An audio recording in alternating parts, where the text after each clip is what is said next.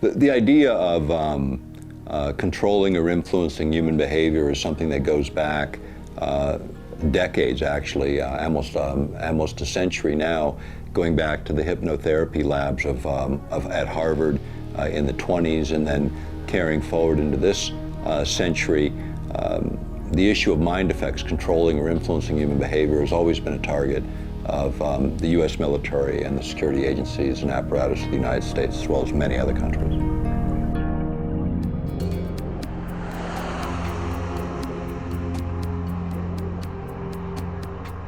What is Haarp, and where did this technology originate from? Haarp is the high-frequency active auroral research project. It goes back to the work of Dr. Ben Eastland, who I became fairly well acquainted with up until his death in 2007. But he had a concept for a huge radio frequency oscillator that could be used for a number of defense applications. And so he began to approach, at that time, the Air Force, the Navy. He also approached TRW, which is one of the key guys, a guy named Ramos, and him actually co-patented one of the key patents on Haarp, which was a global shield for any electronic device coming in, whether it be a missile or an aircraft. They could utilize this to knock out those aircraft. So that was kind of the emphasis behind it. ARCO, Atlantic Richfield, funded it, which is an oil and gas company, because the ideal place for this in the United States happened to be the North Slope of Alaska, where you have huge supplies of natural gas, and you also have close proximity to the magnetic field lines that intersect the Earth, which is, again, one of the primary targets of this technology. I've always been interested in science, always been interested in science topics. When I first ran into the issue of Haarp, it was actually through a very small article in a journal, an Australian journal, Nexus. And quite frankly, when I read it, I didn't believe it. You know, Alaska's a relatively small place in terms of population, big place geographically. Didn't really expect to be writing about it, but it became a pretty compelling issue that I thought the public should be aware of. I have a background in traditional and complementary medicine. I also have a political background in this part of the world, and a strong interest in science. I've done a lot of different things in my lifetime, but my main interest in health sciences was around the subject of electrophysiology, the effect of electromagnetic fields on the human body. And again, which drew me into the Haarp story, was the idea of a huge transmitter that could generate prodigious amounts of energy. And then what were the physiological effects of that, as well as the environmental effects? Historically, this goes back a very, very long time. The thing that has happened is it switched from agency to agency, and every branch of the military has projects that deal with some aspect of this, whether it's the Air Force, the Marine Corps, the U.S. Army. They all do. DARPA is sort of the umbrella, you know, in terms of where a lot of the research goes, and sort of farmed out and fractionalized both the private sector, academic institutions, and military establishments, but eventually it all flows back to one place or two places. Central Intelligence, NSA, these are areas that they're very interested in, as well as DARPA, which then decides how it's farmed out in terms of applied technology to the various branches of the military. I look at mind control as kind of a more general, informal level of mind control, and then what I call psychiatric mind control. So psychiatric mind control is there's actually a psychiatrist or a doctor right there interacting one-on-one with the person who's the target of the subject.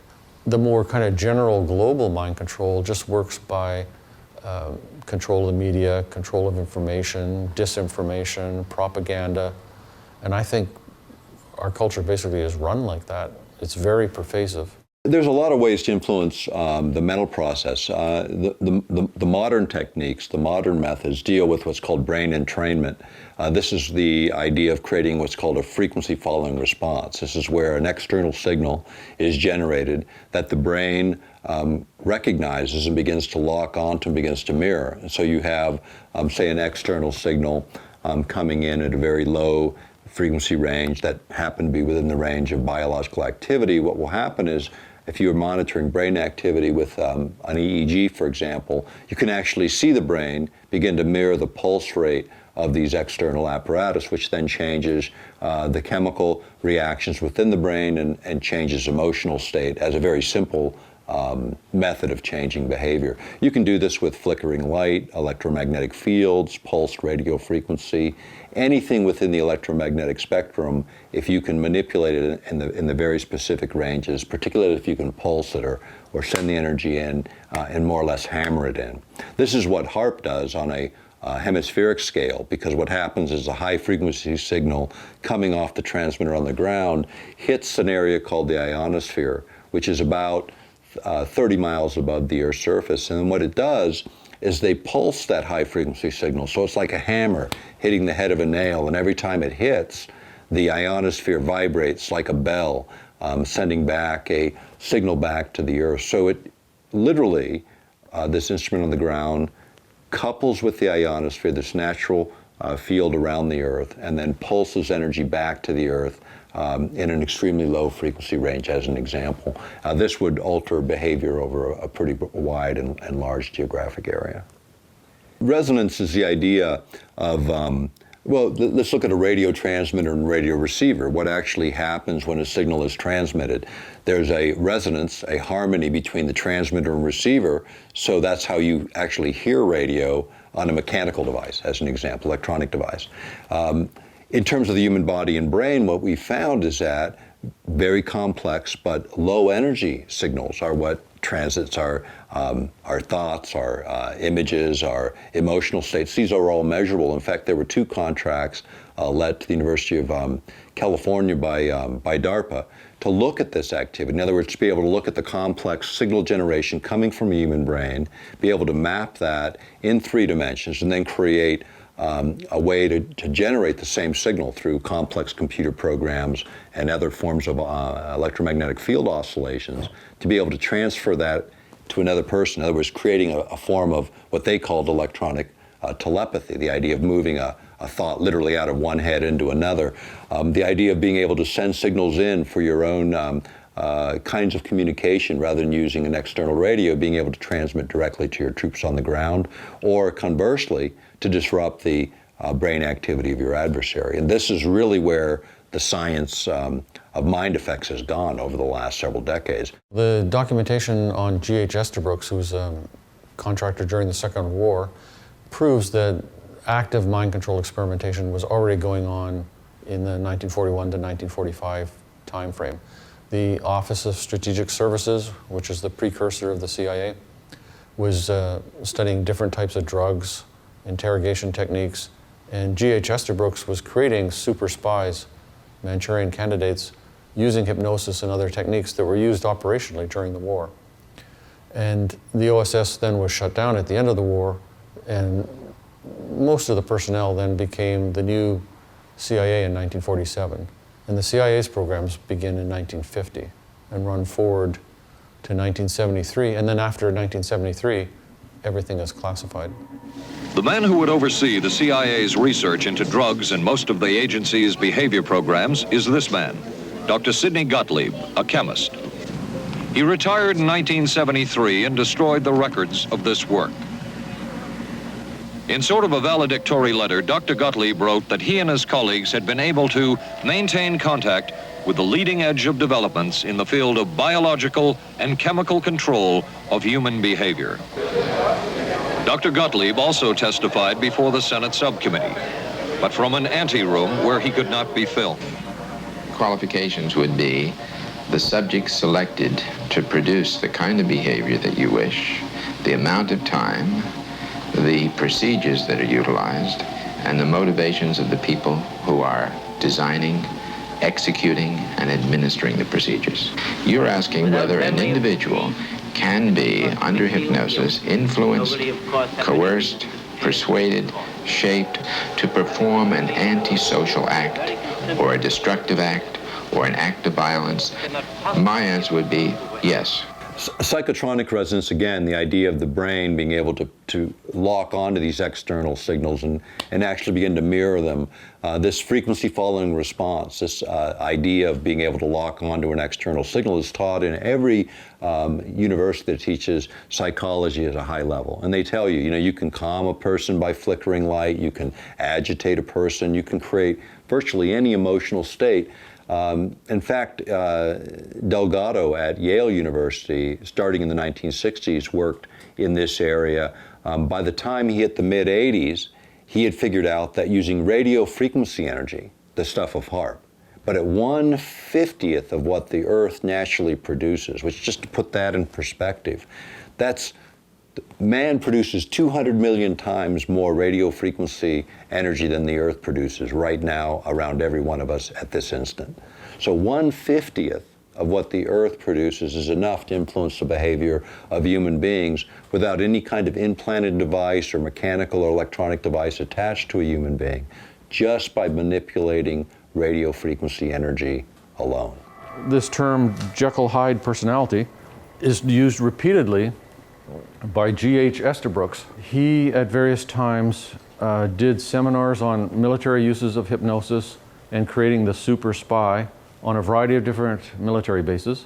In 1943, in his textbook Hypnotism, and as late as 1971 in an article in a magazine called Science Digest, he describes creating Manchurian candidates, which is artificial multiple personality, just like the Bourne identity, during the Second World War for operational use on contract to the Army. He would create, there's Jones A as the original guy, then he would create Jones B, which he called a Jekyll-Hyde personality. So he used this phrase Jekyll-Hyde personality quite a lot. And an example of an operation would be Jones is called in to see this colonel, and the colonel has been told what the hypnotically implanted code word is. It's "the moon is clear." So this guy comes in, he thinks that he's being sent to Tokyo on a routine, unclassified courier assignment.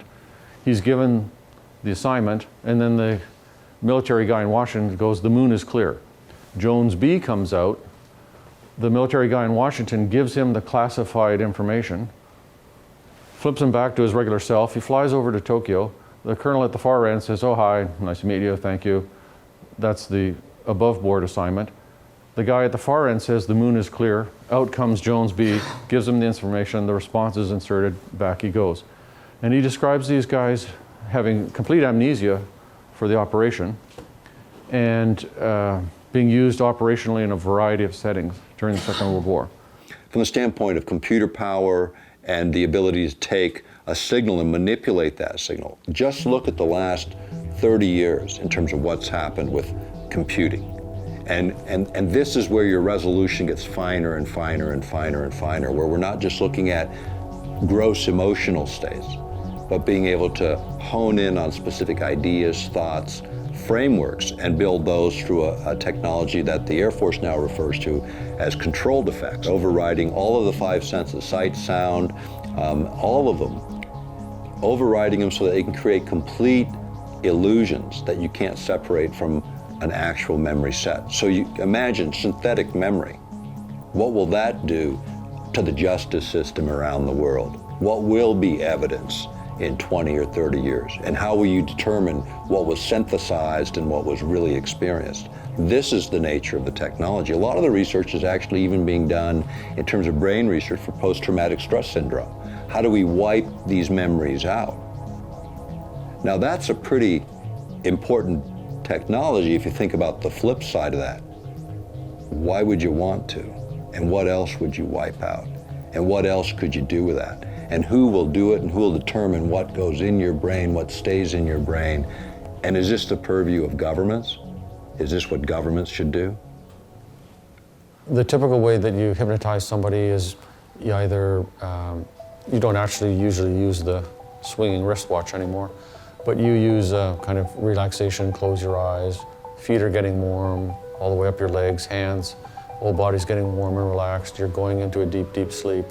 And you're basically getting the person to narrow their attention and focus on you and heighten their suggestibility so that they'll comply with the things you're doing. And you can use hypnosis in a kind of direct, obvious way, where, hello, I'm going to hypnotize you, here's what I'm going to do. Or you can also do it in a kind of indirect, more tricky way the person barely notices. The whole purpose is to focus awareness, put distractions out of your mind, and be more open to suggestions. These mind control programs for creating Manchurian candidates don't just use hypnosis or just LSD or just interrogation techniques. It's a whole lot of different techniques brought to bear for long periods of time. There are experiments in the literature showing, including the CIA documents, showing that you can condition somebody hypnotically and get them to fire a pistol at somebody, believing that the pistol is loaded, and then have no memory for having done that. I don't think it's really about getting people to do what they wouldn't ordinarily do as a spy or as a soldier. It's more about if they're captured and interrogated, it's all hidden behind an amnesia barrier. It's about protecting the assignment. There's specific experiments going back to the Second World War and in the CIA documents in the 50s and 60s to create amnesia. That is, somebody will go in, take papers off of somebody, go in, steal documents, deliver a message, drop off a briefcase. There's a whole bunch of different tasks under hypnotic control, and then have no memory afterwards. The Manchurian Candidate, which is the artificial multiple personality, is kind of like the super version of that, where it's not just simple amnesia, there's an actual new person in behind the barrier who carries out the assignment, remembers it, follows all the orders. The idea of being able to send signals in for your own kinds of communication rather than using an external radio, being able to transmit directly to your troops on the ground, or conversely, to disrupt the brain activity of your adversary. And this is really where the science of mind effects has gone over the last several decades, to that kind of precision, using any electromagnetic carrier. In fact, there's a great article produced by the U.S. Army War College. It was in their quarterly perimeters back, I think it was 98, winter of 98 or 99. But the article is easy to find. It's called "The Mind Has No Firewalls," which is a reiteration of a Russian military journal talking about all the different ways. And essentially any electromagnetic carrier, whether it's the internet, television, radio, or these larger systems like Haarp, or something more directional oriented towards an individual, can alter mental states, behaviors, even planning particular thoughts or ideas within the consciousness of individuals. Any electromagnetic carrier can be used. You can use the power grid, you can use the internet, telephone, any wireless system. It can be overridden with a signal. In fact, during the first Gulf conflict, the first Gulf War of Bush 1, they actually, Scottish media reported after the effects of exactly this kind of technology. And we used a project called Project Solo, where we had this plane crammed full of electronic apparatus. And what it does is it piggybacks a signal on the local broadcast. So for instance, in that region, everyone listens to the Muslim music and prayers at particular times during the day.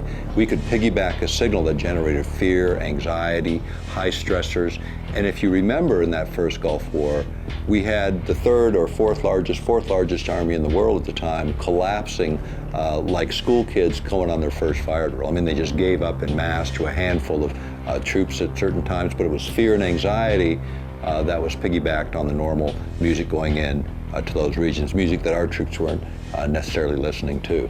So it's a way to send that in, and this again is probably one of the most insidious forms of warfare when you think about it, because you can do it without any detection. I mean, you don't even have to have troops on the ground. You can use any of these mediums to influencing behavior of very large segments of the population. In fact, it was a Canadian researcher, Persinger, and I believe at Laurentian University, that talked about this in the mid-90s in a paper he published, talking about exactly that all you would have to do is create a complex signal, broadcast it over a large area, create a certain level of dis-ease or anxiety in the population, and then do something as simple as run a normal radio or television broadcast, a press release, indicting some group or some event as the source of your ills. And a certain amount of this public sentiment would then drift that direction. And as we all know in politics around the world, doesn't take much to move an issue an awful long distance. This is a kind of technology that we're talking about here in this century. So one of the disinformation denial stories that we hear all the time is, We only got into this defensively in reaction to what the Communist Chinese were doing during the Korean War. We had our pilots who were captured. They were subjected to some sort of interrogation, brainwashing techniques. They came back home and they made false confessions of germ warfare. He discussed 3 different ways to employ germ warfare. Firstly, by dropping germs by themselves, or secondly, by dropping germs with insects. Thirdly, by dropping animals to carry the germs and the insects. The only other instruction I received, of course, was the order to carry out my germ warfare mission. I know I was wondering myself why on earth we were using this terrible weapon in Korea, even while the peace talks were going on in Kaesong. When my son asked me what I did in Korea, how can I tell him that I came over here and dropped germ bombs on people, destroying and bringing death and destruction? How can I go back and face my family? In a civilized world, how can I tell them these things, that I'm a criminal in the eyes of humanity? I took part in germ warfare, as far as I know, at the very beginning. At the time I took part in it, germ bombs were referred to as duds. And then we tried to figure out, how did the Communist Chinese get them to make those false confessions? So we're the good guys, and we're only doing that defensively. Project Bluebird was signed into operation in April 1950 by the director of the CIA, 3 months before the Korean War started. And then it ran for a few years, and then it was rolled over into Artichoke. So Project Bluebird, Project Artichoke are really kind of the same thing. The Artichoke team did interrogations on US soil using the so-called artichoke technique. And the artichoke technique involved IV alcohol and drugs, interrogations, safe houses, a variety of different techniques. And the purpose was to try and extract information from a foreign person that was being interrogated. And it also describes erasing memories and implanting false memories that will act as a cover for what really happened. There's a heading in some of the Bluebird documents called The Problem of Disposal of Subjects, what to do with people. And it discusses killing them or the option of using the artichoke technique to erase their memories. MKUltra was part of a series, so it went from Bluebird in 1950 into Artichoke, into MKUltra in the 50s, which ran into the 60s, and then it was rolled over into MK Search, which ran into the early 70s. So it's kind of a continuous series of programs. And MKUltra itself was divided into 149 sub-projects. There's actually 4 MKUltra sub-projects on children. This is sub-project 103 in 1959, the Children's International Summer Village. The investigator got money through Human Ecology or one of the other front organizations. I think it was Human Ecology, and apparently legitimately didn't know it was CIA money. All these kids are brought there to be at a summer camp, and the academic was studying how kids communicate when they don't share a common language. That was the project. The purpose of the project is to establish a relationship with young foreign nationals who may be of future interest to the agency. In 1938, Dr. Albert Hoffman in Switzerland was looking for new drugs in the treatment of migraine headaches. He had been studying substances that came from the molds that grow on rye plants. Now, it turned out that these substances were of no use in the treatment of migraine headaches, but subsequent investigation showed that they are very fascinating indeed in the changes that they produce in our mental state. LSD was invented kind of by accident in the early 1940s at Sandoz Labs in Switzerland. Albert Hoffman was the chemist who kind of stumbled on it and ingested some and went on an LSD trip. The Navy appears to have started LSD experimentation in the late 40s. The CIA got into it starting in 1950. And there was a lot of excitement amongst the contractor doctors for civilian therapy use of LSD. That is actually a therapeutic tool. I give the CIA a total credit for sponsoring and initiating the entire consciousness movement, counterculture events of the 1960s. Dr. Timothy Leary, the 1960s Johnny Appleseed of LSD. The CIA funded and supported and encouraged hundreds of young psychiatrists to experiment with this drug. The fallout from that was that the young psychologists began taking it themselves, discovering that it was an intelligence-enhancing, consciousness-raising experience. The CIA's interest in LSD was intense. The worry was that the Russians would get hold of it. Were the Soviets into LSD? I'm going to have to say I'm sure they were, but if you ask me to prove it, I've never seen any direct proof of it. You know, in terms of the legal framework for using technology that would influence human behavior, there really isn't any. I mean, if you think about it. In fact, when we went to the European Parliament on these issues back in the late 90s, that was one of the outgrowths of it. In fact, in their resolution dealing with security and disarmament, which passed, I believe it was January of 1999, is the most comprehensive document ever on security and disarmament, produced by the European Parliament. One of the sections, there were actually 4 sections that dealt with Haarp, and then there was a 5th section that we were able to get into the record, which dealt with mind effects, mind control technologies, and that treaty dialogue should begin in this area, that this is an area where there is no treaty. There is a huge gap in terms of where this technology has gone, and the fact that the legal frameworks are not there to protect people on a domestic level or internationally. The Russian Duma passed resolutions in 2002 asking for the same things.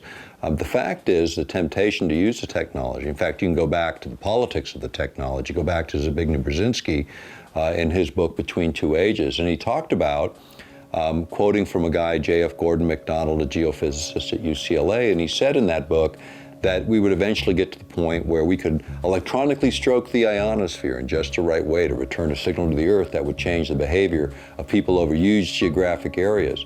This is what Haarp can do today.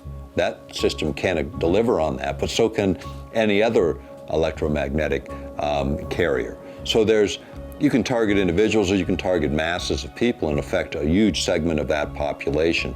Things like near field exposures to other signals might dampen it with some people, but on a large scale, the data shows 70, maybe as much as 80% of the population could be influenced by these external causes.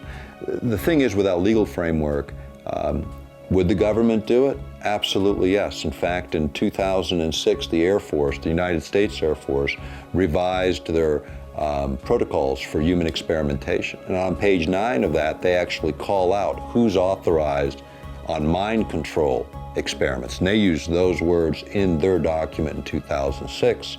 And what they say is it has to be approved by an undersecretary of the Navy or Assistant Secretary of the Navy. So someone at that level is the only one, and including issues that would bring about controversies in terms of the media have to be approved at that level. But this is in the current framework of Navy protocols. The experimentation goes on, the Air Force has requests for proposals out, DARPA has contracts that have been let.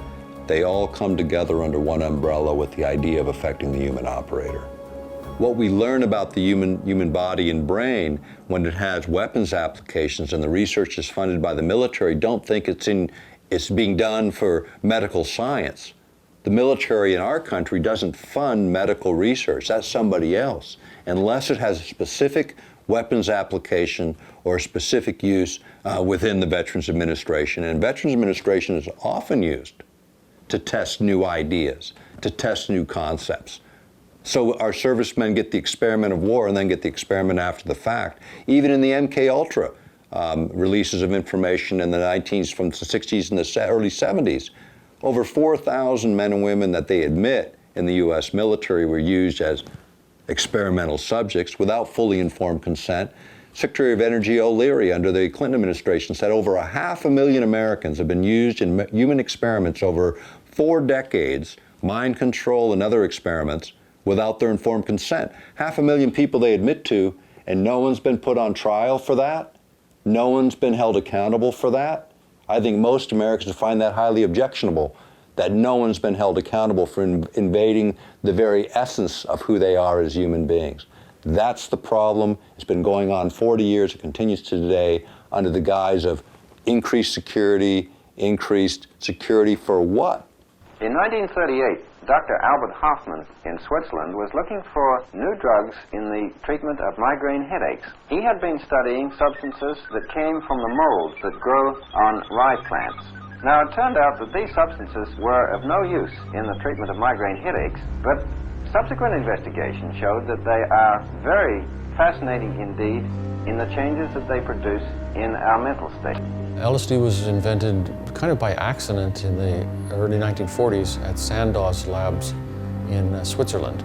Albert Hoffman was the chemist who kind of stumbled on it and ingested some and went on an LSD trip. The Navy appears to have started LSD experimentation in the late 40s. The CIA got into it starting in 1950. And there was a lot of excitement amongst the contractor doctors for civilian therapy use of LSD. That is actually a therapeutic tool. I give the CIA a total credit for sponsoring and initiating the entire consciousness movement, counterculture events of the 1960s. Dr. Timothy Leary, the 1960s Johnny Appleseed of LSD. The CIA funded and supported and encouraged hundreds of young psychiatrists to experiment with this drug. The fallout from that was that the young psychologists began taking it themselves, discovering that it was an intelligence-enhancing, consciousness-raising experience. The CIA's interest in LSD was intense. The worry was that the Russians would get hold of it. Were the Soviets into LSD? I'm going to have to say I'm sure they were, but if you ask me to prove it, I've never seen any direct proof of it. But at one point, intelligence information received from Switzerland said that Sandoz Laboratories was about to put 100 million doses of LSD on the open market. And it caused enough concern within the agency that the United States was prepared to buy the entire supply. Suppression of information within the United States, as an example, it was, I think, in the 90s, up to 40% of the Air Force equipment budget was classified.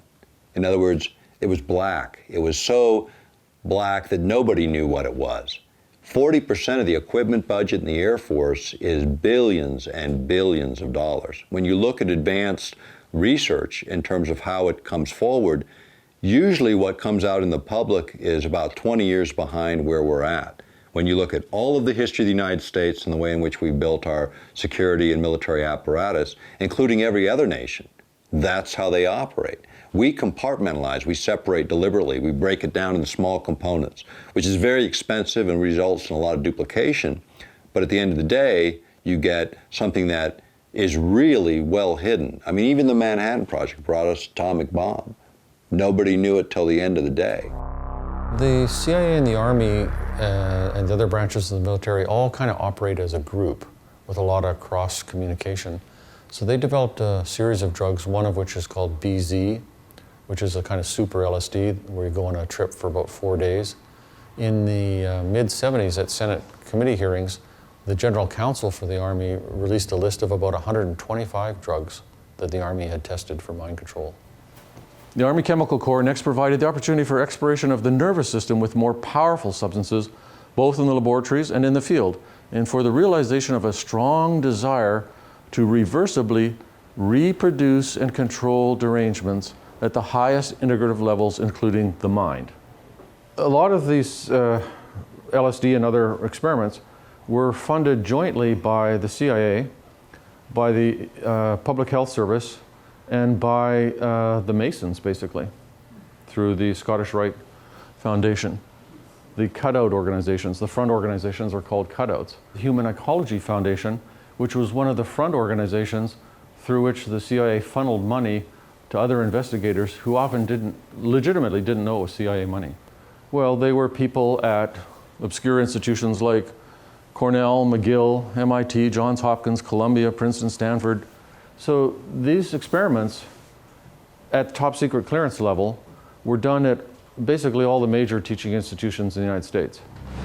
Other Army experiments continued on mental patients around the country. Work done at the Tulane Medical Center in New Orleans involved several drugs, hallucinogenics, and electrodes implanted in the brain. The chief researcher was Dr. Russell Monroe, now head of the psychiatry department at the University of Maryland. Was this patient aware that she was being given LSD? Yes, I mean, they were told that they would be given some medication, and they took Specifically LSD? Well, we told them, I don't think that they would have even known what LSD was then at the time. They were told that they were going to they would be given some medications which might make them feel worse. They were looking for an incapacitating agent, an agent that would not harm the person permanently, but would incapacitate them temporarily. That seemed like a humanistic way to, to wage a war, if war is necessary. Back in the days when I first came here, there was a famous therapy program that operated in Oak Ridge for over a decade. And this program specifically targeted and tried to help serious mentally disordered offenders, people who'd done very serious and terrible crimes. The goal of the program was to try to help these people understand their own behavior, their own motivations, their own background, in an attempt to try to help them avoid that kind of violent behavior in the future. And it was a very radical program in the sense that it used techniques that had not really ever been tried before. The program, for example, used a lot of what we called in those days defense-disrupting therapies. This defense-disrupting therapy, for example, would have people involved in these very long-term group therapy sessions. They might last, 48 hours, with people not sleeping. The idea, of course, here was that by depriving people of sleep for these kinds of periods of time, their defenses and their masks, if you want, would be lowered, and people would be able to reveal and understand each other's deeper inner selves.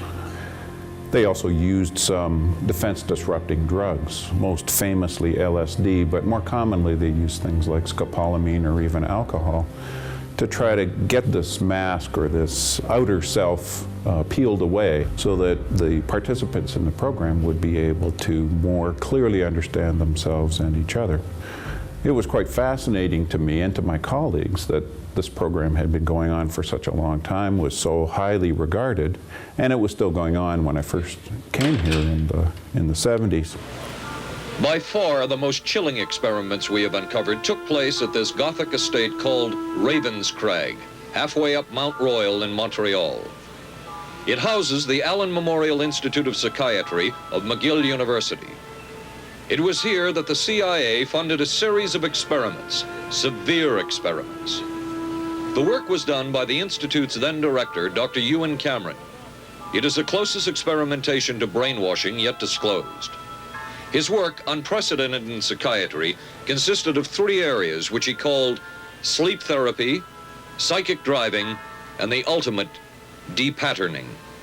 In his psychic driving, so-called type of therapy, he would give the patient intensive electric treatment in order to make the patient regress deeply, become forgetful, and then he would attempt to implant new ideas in the mind of the patient. Now, to a layman, it would appear that Dr. Cameron was trying to take the slate and wipe it clean, the slate being the mind. In other words, brainwashing. Exactly, that's a very good comparison. Brainwashing. Yes. The next step was what he called psychic driving.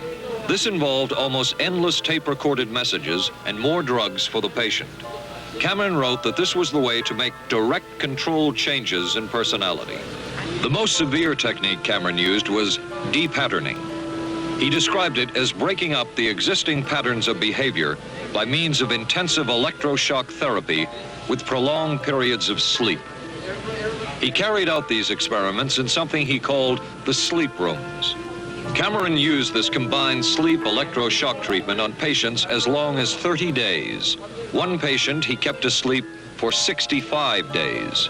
Ewan Cameron at McGill, who was a direct MK Ultra contractor, who basically erased people's memories and identities with massive amounts of electric shock, and then played thousands of times over tape loops to try and build up a new personality.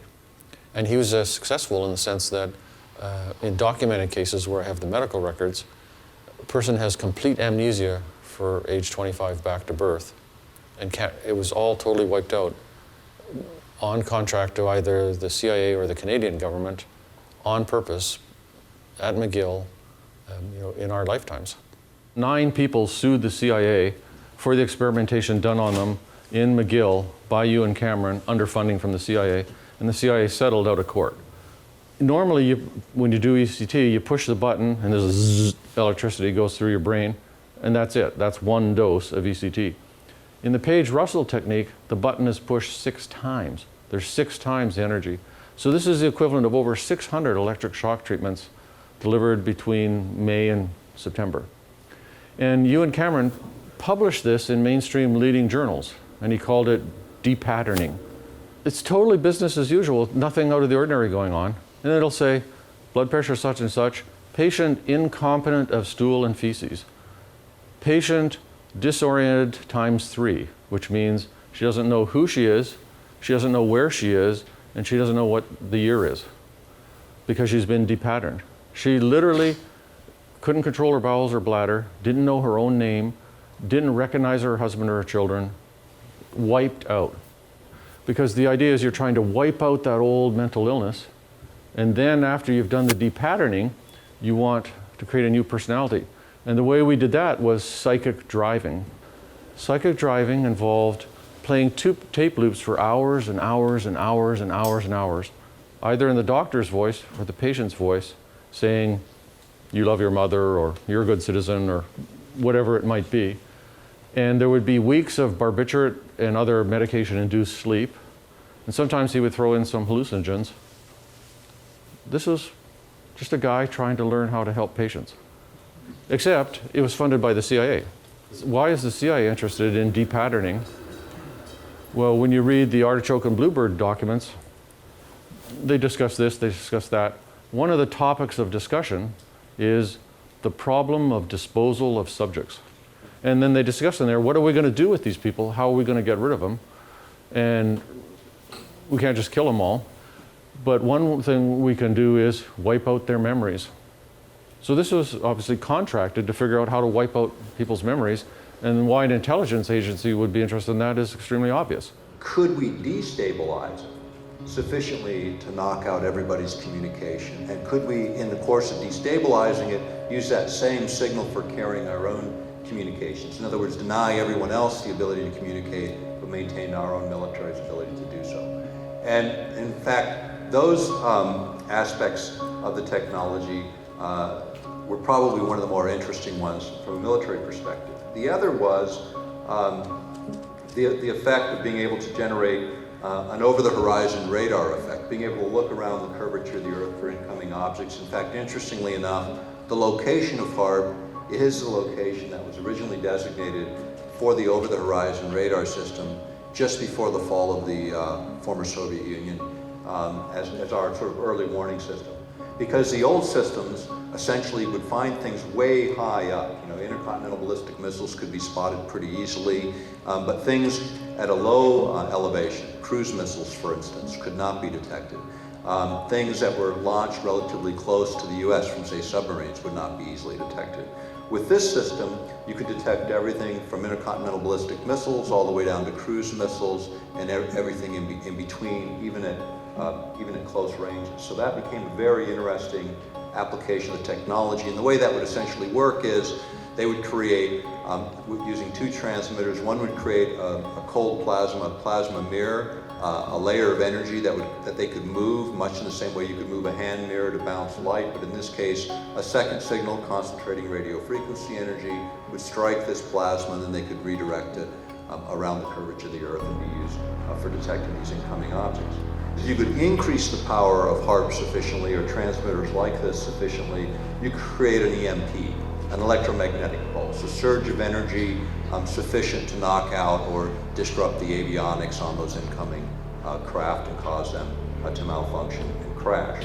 Now, EMPs, the way that a lot of that kind of became of interest in terms of military applications was there was a test done in the 1960s in the Pacific where we test an atmospheric weapon. It created an electromagnetic pulse that knocked out power in Hawaii for several hours. And then the concern was, wow, what if somebody ever detonated high enough above the United States? And this is particularly of concern today, where so much of our microelectronics would be highly disrupted by that kind of activity.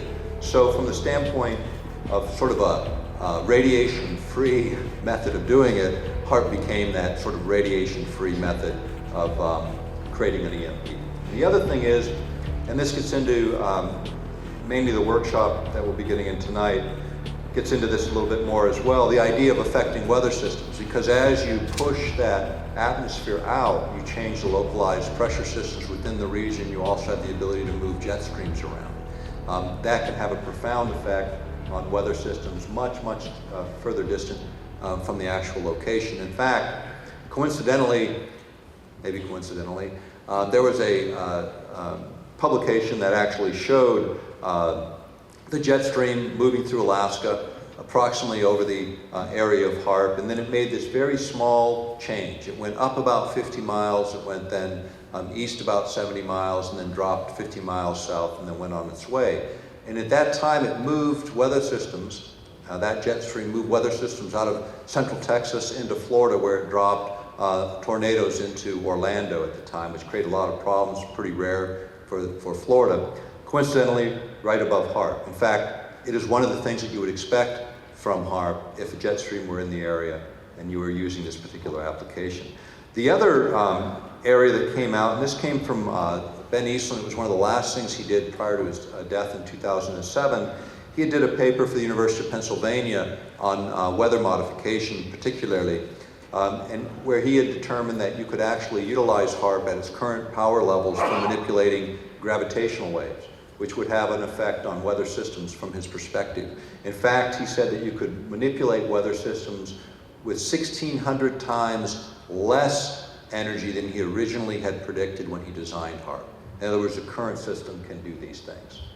If you think about tornado formation, you have a warm front coming up against a cold front, creates a shearing action, which gives you this tornado formation. The idea was if you could heat up the cold front sufficiently to when they hit each other to not create that differential, that you wouldn't see those tornadoes form. It's an interesting idea, but if you were sort of off on your calculation, you end up heating up the warm front a little bit more than it is. You actually create a greater differential in a more extreme situation where maybe more powerful tornadoes are formed. The fact is, even the idea of experimenting in this area of weather modification, many people think, well, how new is that, or how old is that? It goes back a long way. In fact, it was in 1977 that the United States signed an international agreement to not use geophysical manipulation as a weapon of war. We were one of 60 countries to agree to that, and that treaty actually was one initiated by the former Soviet Union. In all of that, you go back to those days, and what did the treaty really say? It said that we couldn't cross our borders in these types of experiments, which is kind of strange when you think about it, because weather doesn't really recognize borders at all. These artificial lines drawn on the globe. One of the other areas that came up in the course of the advancement of Haarp was the idea of ELF generation, extremely low frequency generation. The way that's done is by modulating the high frequency signal coming off of Haarp. So you can kind of envision this as sort of a hammer punching into the ionosphere, and every time that energy punched or was modulated, the ionosphere will modulate a signal in harmony with that. So imagine pumping energy into the ionosphere in one location, and that the ionosphere perhaps for 1,000 miles begin to modulate a signal back to the Earth and act as a transmitter. Changes the character of the ionosphere from direct current to an alternating current, where it then acts as a broadcast antenna in the sky, producing a huge amount of energy and even capitalizing on the energy that's there, and then sending that back to the Earth. And this was going to be used for what was called Earth-penetrating tomography. In fact, this technology was proven up. I mean, there was a BBC special, I think it was called Owning the Ionosphere. It was on a show called Horizons, where one of the researchers talked about this, where they were able to underground image. That signal coming back to the Earth would allow them earth-penetrating tomography, underground imaging, which by analogy or comparison would be like X-raying the Earth or looking into the Earth, although X-rays are not involved. But what would happen is they could penetrate the Earth, return a signal back, and then determine exactly what was under there, whether it be oil and gas fields, certain types of mineral stratas, or underground nuclear facilities and bases and so on, which this was right after the first Gulf War, and it was our Senate that demanded that this particular application be the one that was looked at, or no additional funding would come forward for Haarp. So in 1995-96, it was funded under non-proliferation and counter-proliferation in the U.S. defense budget, where they proved that this concept would actually work. One of the problems with ELF is they also are biologically active in human beings, and this was the area that drew my interest in Haarp initially. The idea that an ELF signal, an extremely low frequency signal that can couple with the human being that create changes in us was extremely important. In fact, tomorrow I'll get into a lot of that in a broader context of how to affect the human brain using ELF signals and other signal generation. But Haarp is the largest generator of that type in the world. The idea of, and to give a little context to this, when you think about the human brain, active brain states, you can kind of break it into a few primary areas. In the extremely deep sleep states, you have a delta range, which is 1 to 4 hertz approximately, or think about a hertz as a pulse per second or a vibration per second, just to keep it simple. So 1 to 4 vibrations per second is delta. The next stage, theta, which is approximately 4 to about 7 hertz, and then 7 to 12 hertz is the alpha range, and then you get into the beta range, which is, I think, where everyone is right now, because I don't see anyone falling asleep. The point is, these ranges can be affected through what's called brain entrainment, which is an external signal, or what's called frequency following response, where the brain will recognize certain signals in a very similar way to dialing through a radio. You know, you pick up the radio station, you get a nice clear signal when you have harmony between the transmitter and the receiver, or you have resonance between the receiver and the transmitter. The same is true with the human body. Most of the models that look at the human body use chemical models, although that has changed a great deal in the last 20 years.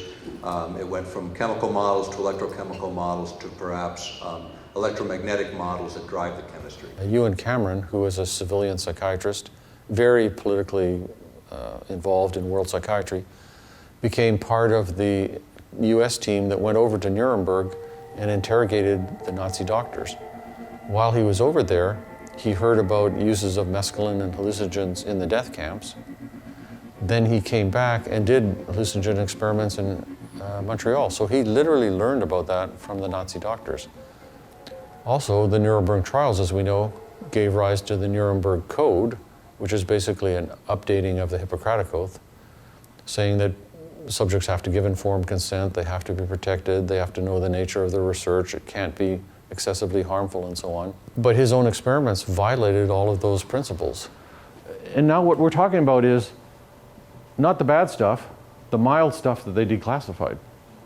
This is the tip of the iceberg. The ultimate goal of these projects is just your basic interrogation. We want to extract information from people, and then on top of that, we might want to induce amnesia for the whole interrogation.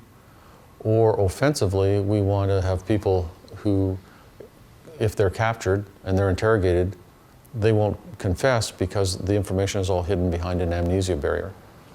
The internet's been interesting. You know, when we first began this work, the internet was really in its infancy and no one was paying much attention to it. It was unreliable. And anything you read there, you had to go back and confirm it with the actual article, because a lot of things were misquoted, taken out of context. And so we found that kind of clutter that was out there. It's become significantly more refined. I mean, I think that it's provided both the window and opportunity, but at the same time, now also provides a wider net. I mean, think about it. There's nothing that you do on the internet that isn't monitored by at least our security agencies as well as many others. There is no communication on the planet today, whether it is in terms of radio, whether it's in terms of your phone, your cell phone, your internet activity, your Facebook. I don't care what it is, if it's electronically handled it's tracked, it's monitored, and it's not for your benefit. The change in the law needs to say, we own the information about each one of us, and that there should be a total transformation. This is not corporate property, this is private property. The digital doorway of today is the physical doorway of yesterday. To guard our privacy in the 21st century, our digital doorway holds more information than will ever be found in anyone's house, and that is what needs to be controlled. We lack the trained men who would be able to plan and implement operations in an area we think is vitally important. Because of this, we are also requesting that your team of advisors include a senior officer who is thoroughly experienced in psychological operations. The PSYOP tools are radio, television, leaflets, newspapers, loudspeakers, and face-to-face communication. PSYOP is now a major weapon in 20th century warfare. I say that mind control is kind of at two levels. There's general mind control, which would include propaganda, disinformation, spinning things in the media and so on. The level of mind control I'm interested in I call psychiatric mind control, where there's an actual doctor in a one-to-one relationship with the person. And I'm interested in that because it's a gigantic violation of professional ethics. PBS, the Public Broadcasting System in the US, did a program called the Worldwide Mind. Very interesting, and what they say will happen in the next 50 or 100 years, and I agree, is the same thing that happened with the internet, where we've connected everyone electronically. Imagine that next layer of resolution, which is where this technology goes, connecting us all mentally. Now that becomes a big question in everyone's mind. Is that the world you want to live in, where everyone is transparent to one another through a technology that reveals every thought that you ever had? In my view, part of Judgment Day is when we are transparent and you can look into another person and see everything that's in there. Then the question is, are we forgiving enough as a species to forgive ourselves and forgive each other for all of that? And really that is the next leap, in my view, because it's the next leap of evolution. The difference is it happens naturally by our own internal mechanisms as opposed to being imposed on us. And then how will that information be used? You've seen what they've done with the internet. If they could literally take your memory set and catalog it across the planet, would they do it? Could we do it? With the supercomputers anticipated in the future, quantum computing would allow us that possibility and will give us enough modeling capacity to actually do something with it.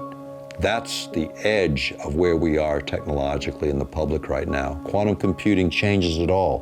What would take every person, 6-7 billion people on the planet, doing a hand calculation every 5 seconds for 60 hours is what today's computer does in 1 second. Now imagine all that computing going on for 1 trillion years. That's what a supercomputer will do in 1 hour. That will change everything about everything. And whoever gets there first controls everything. And that's the race in the 21st century, is quantum computing and its effect on every electromagnetic, every electromechanical device on the planet, and then ultimately every other electromagnetically moderated entity, which is us, and everything else on the planet that can be influenced by energy, can be manipulated when you can model it all, and that gives us that capacity. We're close. We're on the edge. Some would already say some governments already possess quantum computing capacity that takes us there. This generation will decide how that framework moves forward. Freedom, how do you define it? From my perspective, it's being, to the optimum extent, free to pursue whatever is in your own self-interest, as long as you don't violate the rights or interests of another. It's that simple. We should be able to pursue what we love, what we care about, what we're enthusiastic about, what we're passionate about in this life, with the minimal amount of government interference, with the minimal interference on another person's life. But we should be free to act as human beings, sovereign human beings, created in the image of a creator by most of the major religions' view of the world, and I believe that. And as such, who has the right to impose their will on me? or on you. Self-determination is the essence of freedom. Internal liberty is the essence of freedom, and how we express in the world is the essence of our own individual truth.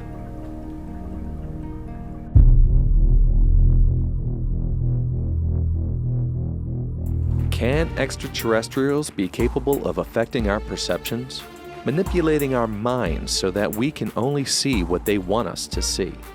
Or perhaps aliens are coordinating a highly advanced method of opening themselves to us by utilizing our untapped psychic abilities. Such theories have been researched in the meditative practices by which Tom Ham participated during Dr. Greer's CE5 expedition in the Mojave Desert, which yielded promising results. During the latter part of the week that I stayed there and did the expedition with them, on a Wednesday night they started seeing ETs outside our meditation circle.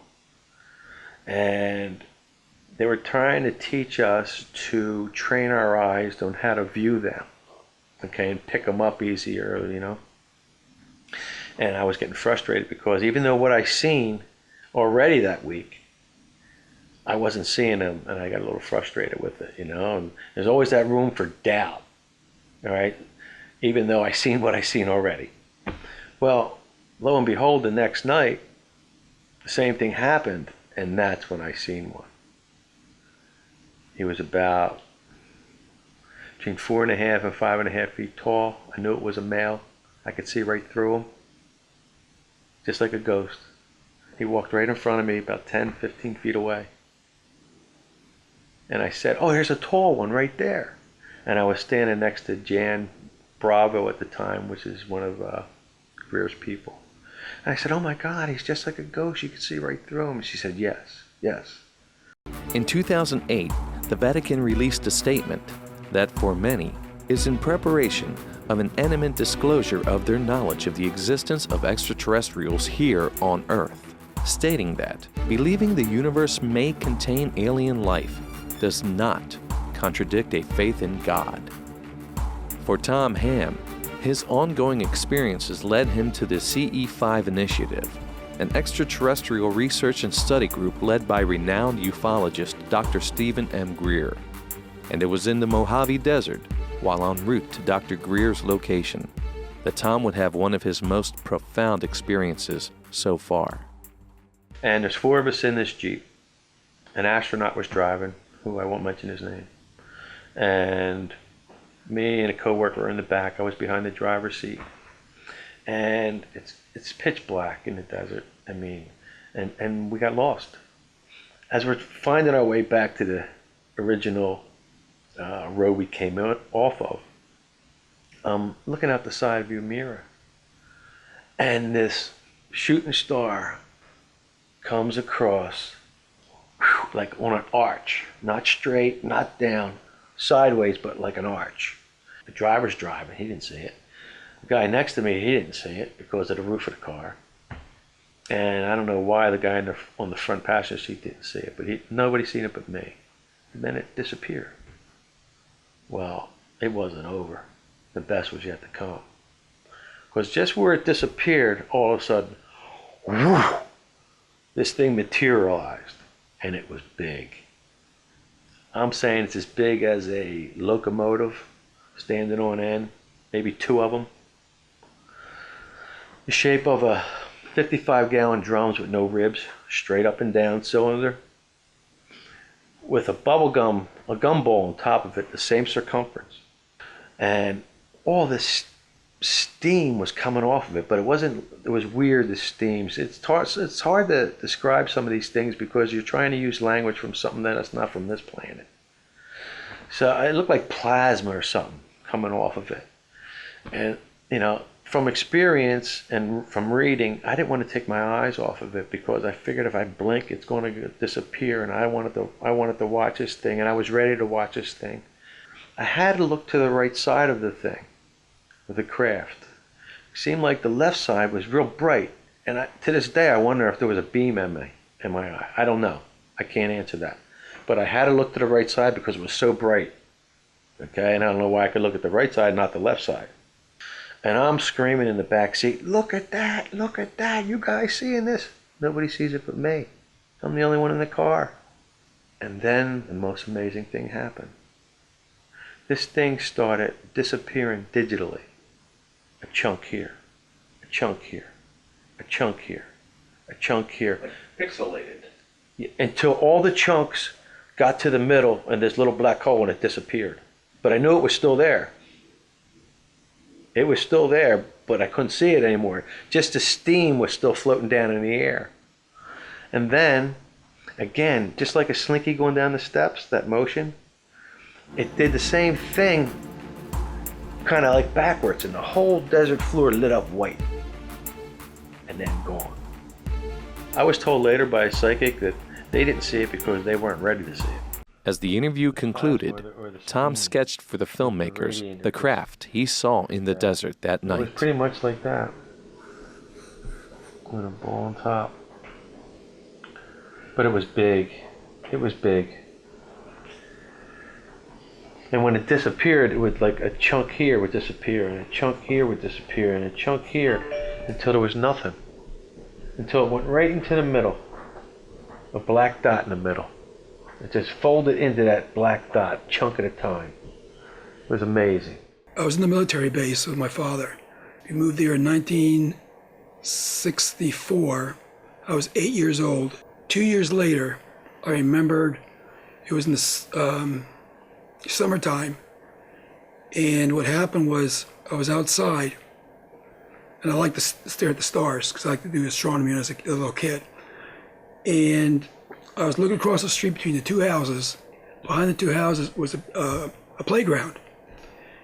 And I saw circular lights, it was reddish lights, just spin around in a circle like this. And it was round. And it was about, I say, from where I was, I could tell it was about 4 or 5 feet from the ground. It wasn't making a sound. Wasn't disturbing the ground or nothing. So I was just observing and watching it. And then it just slowly started just like shifting slowly on the playground area. That was my first experience. Maybe about a week later, it was still summertime, I was outside, and I was just looking around again because I was paranoid now from seeing the UFO. And I looked over to the right, and across the street, we call it Grandpappy Mountain. It's a big gully, a big ditch, huge ditch. So as I'm looking across there, there's a red glowing ball, an orb or something, just real slowly going across the top of the tree lines. No sound again. I didn't see any of the lights, like you see the airplanes, little lights flickering around the side. No, there's just a ball of red going across, and they would stop and then move again. Then it dipped down into the gully, so you didn't see it no more. That was my second experience seeing it. I didn't tell my parents this time because I figured by the time we get there, they won't see it again. I say about a month later, we were all outside, all my friends. So we were gonna lay on the grass, look straight up into the sky, and look for satellites. And so we saw one star moving very slowly. So we're staring at it. And just for the fun, I just said out loud, I said, let's all think like telepathically and think, everybody say the same thing, think of it stopping. So we all laid down there, we were all thinking of the thing, stop, stop, stop. Well, this little ball of light, look, because it was about the size of a satellite when it goes across the sky, it actually stopped. And we were all amazed. And he said, let's try something else. Let's make it go to the left or to the right or whatever. So we decided we'd make it go to the right. So we did that a few times and thought about it. It started moving to the right. And we said, man, this is cruel. So we said, let's make it go in different directions. So he said, let's back it up, make it go reverse. So then it was going backwards. Then I said, well, how about we just said, come down closer.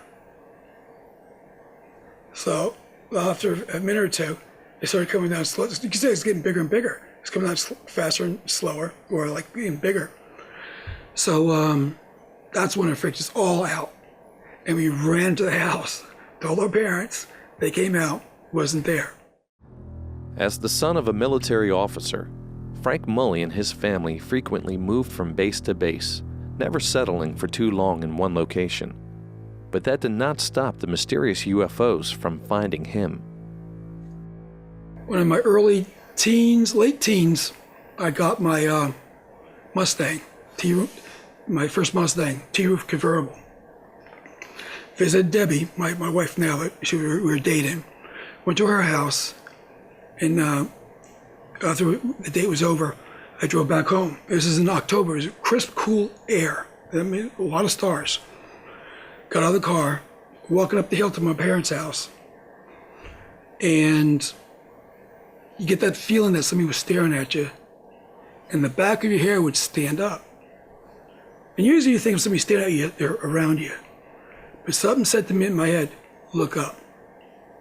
That's when I looked up and I saw this star. But it wasn't twinkling like a star, it looked like a planet. But it would shift a little bit to the left, a little bit to the right. So it's okay, it's not a planet. And all of a sudden, as I was staring at it, a tiny little wet white dot came out of it, came out real slowly. And then as I saw it come out, I stopped and I just took off real fast. So I just followed it like that, followed it, so I couldn't see it no more. So I looked back towards the other area, I guess the mothership, wasn't there. That freaked me out. So at that time, I ran to the house, told my dad about it. He came outside, but I figured by the time I saw it wasn't there no more, it wouldn't be there. And he came out, he looked in the sky. I told him I saw the UFO, and he, sort of like, you know, like parents are, they figure in your imagination. You kidded with you or stuff like that. And that was that. Driving my Mustang again. I was on Fairview Street, going like 25 miles an hour, that's the speed limit. And my T-roof off. I'm driving, and I was looking at the trees, and you drive by, you see the green trees, you look up, you see your convertible. And I look to the right on a 45-degree angle, 2 black triangles. So it'd be one to be here, and one would be right behind it, right about here. Wasn't making a sound, but it was. I could figure it was going the same speed as me because it was staying with me. I was going 25 miles an hour. So I spun around real quick, came to the house, got my camera, and got back in the car. Went back to the same location, wasn't there no more. So I figured, okay, if it's going 25 miles an hour, it's probably further up the road. So I went a little faster than the speed limit because I was trying to catch up with it. I thought we can get a ticket. And went all the way up to 130 at the end. It wasn't there no more. But there were no markings on it. There was no lights on it. Pitch black. It wasn't, wasn't shiny or it wasn't glowing. It wasn't whatever, because I guess it was daylight. But I think it was about 200. I'd say maybe 200, 300 feet above the ground. I know I was 6 years old. I have to go into a little bit of my parents' background. At the time, they didn't have a checking account. They paid everything. They had a little metal can and top dresser in their bedroom, and they had it separated: utilities, phone bill, whatever. This was in the top dresser drawer in my parents' bedroom. And a lot of times, I would get up after they fell asleep. I'd get up, go in the bedroom, crawl in between the two of them, and sleep in their bed with them. So I remember one night falling asleep and hearing a knock on the front door. I sat up in bed and my mother said, "I hate it when they come this time of night." And I looked over at the dresser, and it was an illuminated clock dial, and it was 2 o'clock in the morning. She goes to this dresser drawer and pulls money out of this little can and leaves the room, goes through the living room into a sun porch to the front door. About a minute or two later, she comes back. She gets back in bed, and I lay down. I'm wide awake thinking, who comes at 2 o'clock in the morning? My mother falls right back to sleep. Within minutes after that, I hear a rustling noise in the living room, and it scared me. I thought somebody was breaking in the house. So I'm lying there perfectly still. Now, I don't know whether I couldn't move or I was just so frightened I didn't. But I closed my eyes partially because I wanted whoever was coming in to think that I was asleep. But I left them open a slit. Well, the next thing I knew, I saw 3 what everybody considers now grays walk into my parents' room and stand at the foot of the bed. I saw one gray go to my mother's ankles and the other one go near her shoulder blades, and it seemed like they had put their fingers underneath of her and she levitated up off the bed. They then proceeded to take her out, and it was almost as if an invisible gurney was underneath of her, and she floated. And what I want to say about floating is I didn't notice when they left the room that there was a cadence in their walk at all. There was no bounce. It was like she was glided out. So of course I'm laying there perfectly still thinking, if they think I'm asleep, they won't bother me. The next thing I know, a few minutes later, they come in and do the same thing with my father. Nobody woke up. I lie there perfectly still. Next thing I knew, I wake up, the sun's coming in the window, I hear birds, my mom's out in the kitchen fussing around out there, my dad's somewhere in the house. Perfectly bright morning, and I thought, okay, it had to be a dream. So I got up, I remember eating breakfast, and I remember the entire day looking between my 2 parents to see if there was some unspoken communication going on, that something had taken place. Nothing. We weren't the type of family to be overly sharing, talking about our feelings or anything. So I never brought it up. Never mentioned it to them. They've both passed away at this point. So there was never anything said. As far as I knew, it was a dream, and I guess that's where I relegated it in my brain to kind of deal with it. So we fast forward, I go to a UFO conference, and one of the speakers was Bud Hopkins, who was a well-known UFO researcher, and he did regressions on people that have claimed to have abduction experiences. And as I said, I don't have any memory of actually being taken the way I saw my parents taken. But during the lunch break, I sat down and spoke to him and started telling him about what happened. As I'm telling him, I literally started shaking as if I was re-experiencing it, because even to this day, it's so vivid that it's like it happened last night. So I was saying, I think maybe it was a dream, and he said, well, I can tell you that whatever part of our brain is working while we're in a dream state is incapable of telling time. So that really hit me hard, because I know I looked at that clock and it was 2 o'clock in the morning when the bill collectors supposedly came to the door. So as I'm speaking to him, I'm also getting almost like flashes of memory. Next to my father's side of the bed in that bedroom was a window that he had closed up because it led to that front sun porch that was unheated. On the other side of that closed window on the sun porch were graduation pictures of my sisters. As I'm speaking to Bud Hopkins, I can feel being pulled off the end of the bed so that my pajamas actually rolled up and floating in the air, going through that wall where the pictures are. And I can't even describe the sensation that I felt when I was speaking to him, because it was as if I'm a solid human being, and as a solid wall, I went through it, but I could feel a resistance as if the molecules in my body were meshing with the wall. I could feel myself go through the wood, and I could feel myself go through these pictures on the other side of it. And the only other thing I remember from when I was speaking with him was hovering over my driveway in the dark and looking through the tree across the street and seeing a bright light, but it was kind of the leaves were kind of blowing a little bit in the breeze, so it looked as if it was twinkling. And that was the last memory I have of that. Debbie Minaccio shared her encounter with UFO abductee Travis Walton, whose own story inspired the motion picture Fire in the Sky. Travis recommended that she contact researcher Leo Sprinkle for a session of hypnotic regression. I called his phone number and left a message. Told him when I was planning there and if I could sit down and talk to him. About 20 minutes later, he calls me back and he scheduled an appointment with me. And I got to speak with him for the whole half a day on one of the days I was visiting my sister, and he actually did a regression. Notice what happened. When you're ready, you can talk and describe your impressions as they unfold. What's happening now?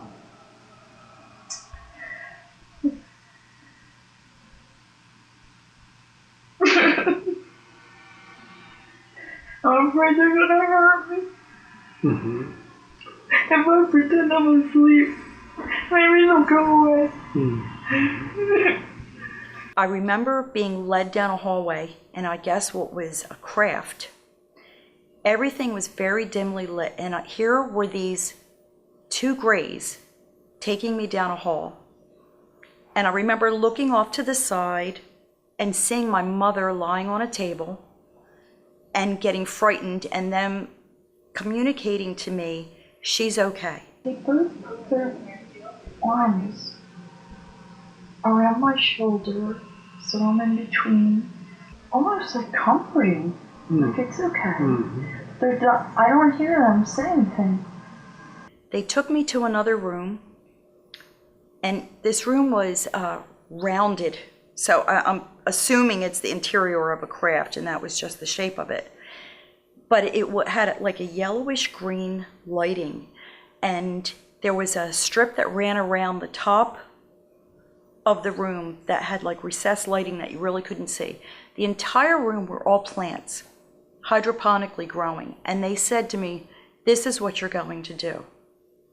And that's all I remember, other than being left in my driveway shivering and somehow going back in the house and then waking up. I don't remember seeing, touching the surfaces. Everything was like a gunmetal gray, but matte, like not shiny. And like I said, this one room had all plants. There was another room that, of course I got upset. I saw my mother lying on just a flat table with a sheet over her. But there was another room that they let me go into, and it had a panel with lights and buttons and everything. And they just walked me over to it. And there was one that had a red light that was on. And they just said, don't ever touch this. And that's all I remember of that. These other memories that came in kind of came in bits and pieces. I do know that ever since I can remember, I grow everything you can imagine. I save the seeds of everything I eat. I've grown nectarines. I have a 10-foot avocado tree in my office at work. So I'm constantly growing things and pollinating things, and I'm always working with plants. How that relates to what they showed me, I don't know, because I don't see myself changing the world. I didn't have visions of a lot of people, terrible, like,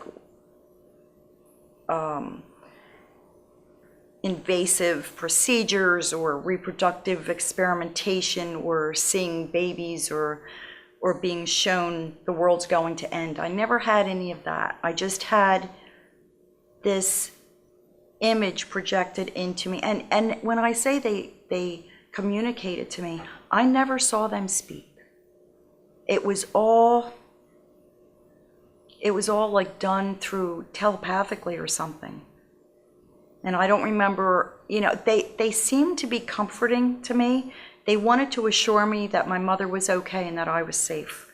That's the impression I got. I didn't have fear.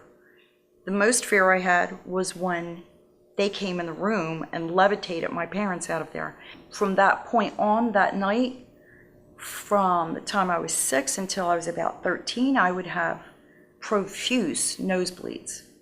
3-4 times a month. I mean, pillow soaked, that type of thing. So that was really bizarre. When I was 30 years old, my husband and my 3 kids, we moved to Florida. And my son at the time was 8 years old. And I remember Whitley Strieber's book coming out, being in a bookstore to go get a book. And I'm telling you, when I saw that book, the blood drained from my face and my jaw probably hit the floor, because that's exactly, the cover of that book is exactly what I saw that night. Although her life has forever been altered by her childhood encounter with aliens, it is possible that the visitations never stopped for Debbie. I remember on several occasions waking up during the night and wanting to go sleep on the couch in the front room under the picture window. And on these nights, I remember waking up, standing, looking out the window, and a bright spotlight hitting me in the face that was just blinding. And then next thing I knew, it was morning again. So I didn't mention it to anybody, you know, I just thought it was some weird type of dream or something. And I guess a few months later, my son said, I had the strangest dream last night. I woke up in my room and stood looking out my front window, and this bright, glaring light was in my eyes. And I told him at that point that the same thing had happened to me, and we were able to pinpoint that it happened on the same night. As we begin to see a pattern of what appears to be a strong psychic connection shared among UFO eyewitnesses and abductees, we must ask ourselves, who is making contact with us, and why? Is it to control our thoughts, our memories, our innermost fears in an attempt to manipulate the balance of power? Some believe such sinister motives are already in effect. But what of the witnesses who claim to have had pleasant encounters, almost euphoric, with positive messages such as Debbie Menaccio's experience? And there are others who have had encounters so profound that the event itself has changed one's entire life path to take a more positive direction. Such is the case of Devin, who can only describe her sighting as an amazing and brilliant light that illuminated her most darkest time. 2012, and I'm on my way home, and it's back country road here in South Jersey, and there's not like a city like at all. It's very like farmlands and things like that. Maybe you may see a house every 2 or 3 miles at this point. And I'm listening to this one particular song that I like, you know, just a song, and I keep thinking that out of my peripheral vision, I'm seeing something to the left of me as I'm driving. But like I told you, back in my childhood, I reverted back to that fear. I don't want to see it. I don't want to see it. I knew that there was something there to the left blinking, but I wouldn't look at it because my mind is, please God, don't let me see it. I don't want to see it if it's there. Perhaps instinctively aware of being ignored by Devin as she continues driving, the strange craft incorporates an elaborate new method of communicating with her, only not through telepathy, but rather through the song on her radio. It says, some of the lyrics say, do you hear me now? Do you see me now? And I just decided to look, and I'm like, and so I look, and it was amazing looking. It was just like, you know, it took your breath away. It was a vehicle made out of just light that I could tell, or something that I've never seen to be able to explain. A pulsating, circular, really beautiful red and orange light that would interchange and go around and do all these things, rotation. And I stopped my car. It was so beautiful. It resonated with me in such a way that I wasn't scared of it like I had always been. Like, please God, don't let me see this, to, I'm not, you know, this is so beautiful. How can you be scared of this? Making no sound. And then it was just really bright to me. but it wasn't like radiating or reflecting light off the ground or trees or anything. So it's just, it wasn't shining down. There was no spotlight that came down. And I just remember thinking, don't leave me here. Take me, you know, I hate it here. I was thinking maybe, I don't know what I was thinking. I'm thinking maybe they're here to rescue me from this, you know, whatever I was in. Then I verbally out loud say to it, don't leave me here. I don't leave me. I don't want to stay here, please. You know, why are you leaving me here? You know, and I'm crying and screaming, and then I get back in my car because I'm out on an old country road in South Jersey, screaming in the middle of the sky, you know, to the sky, don't leave me here. Get in my car, and the song is saying, shut up, you wanted me, shut up, you needed me, shut up, you wanted me, shut up, you do. Then I'm just beginning to think like the world is coming to an end that night. Maybe this is, you know, maybe this is the Antichrist that's coming. Maybe it's the Messiah. Maybe it's, you know, but I knew something that night, especially after that experience, that something was coming to a head. From this encounter, Devon feels validated that she was not alone in the darkest time of her life. Though she still questions as to why this happened and what it all means, she is certain that it was a wake-up call of cosmic proportions. I just know the experience was, I mean, it's inconceivable to think to myself that all that happened, and it was also coincidental for nothing, you know? It just had to be for something, because look at the outcome. You know, the outcome is that I was, you know, I was broken spiritually, and now, you know, I'm still a seeker, but at least I'm seeking something. You know, I have a purpose for life. These are the testimonies of various eyewitnesses, strangers, who share a common thread and certainty that we are being visited by beings from other worlds. But there are still many of us who have yet to have such an encounter.